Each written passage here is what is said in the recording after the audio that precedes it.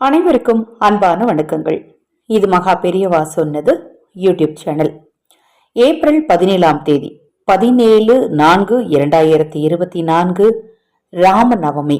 இந்த நாள்ல நீங்க ராமரை நினைத்து மிக மிக எளிதாக கிடைக்கக்கூடிய இந்த 2 பொருட்களை பூஜை அறையில் வைத்து வழிபாடு செய்துட்டு அதை தானமாக கொடுத்தீங்க அப்படின்னா உங்க வாழ்க்கையில இருக்கக்கூடிய பிரச்சனைகள் நீங்கும்.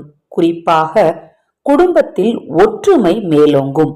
நாளைய தினத்துல காலை 6 to 7 வழிபாடு செய்யலாம், இல்ல காலை 9 மணிலிருந்து 10:30 வழிபாடு செய்யலாம், இல்ல மாலை 6 மணிலிருந்து 7 மணிக்குள்ள வழிபாடு செய்யலாம்.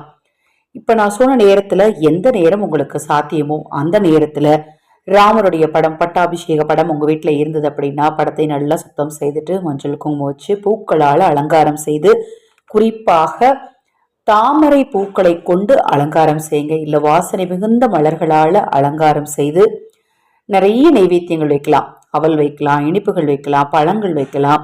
அது மாதிரி சர்க்கரை பொங்கல், இனிப்புகள்ல பாத்தீங்க அப்படின்னா பால் கலந்த இனிப்புகள், இதெல்லாம் பிரசாதமா வச்சு வழிபாடு செய்யுங்க.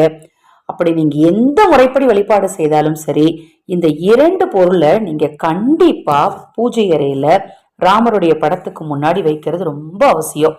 அப்படி வைக்கும் போது பாத்தீங்கன்னா வாழ்க்கையில இருக்கக்கூடிய பல இன்னல்கள் ராமபெருமானின் அருளால நிச்சயமாக நீங்கும். அவ்வளவு ரொம்ப முக்கியமான பொருள் என்ன அப்படின்னு பாத்தீங்கன்னா, ராமர் 14 வருடம் வனவாசத்தில் இருந்த போது தன்னுடைய தாகத்தை தீர்த்து கொள்வதற்கு எளிமையான இந்த 2 பானகங்களை அருந்தினார். அதுல ஒண்ணு என்னன்னு பாத்தீங்கன்னா பானகம், இன்னொன்னு நீர்மோர்.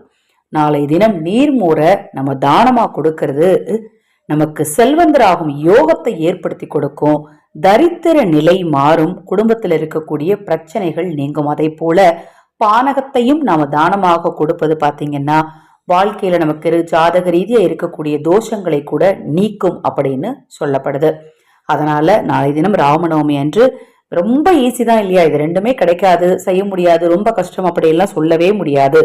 மிக மிக எளிதாக கிடைக்கக்கூடிய இந்த 2 பொருளை பூஜைகளை வச்சு ராமரை நினைத்து மனதார வழிபடுங்க. உங்கள் துன்பமெல்லாம் நீங்கும், உங்கள் குடும்பத்தில் சந்தோஷம் நிலவும்.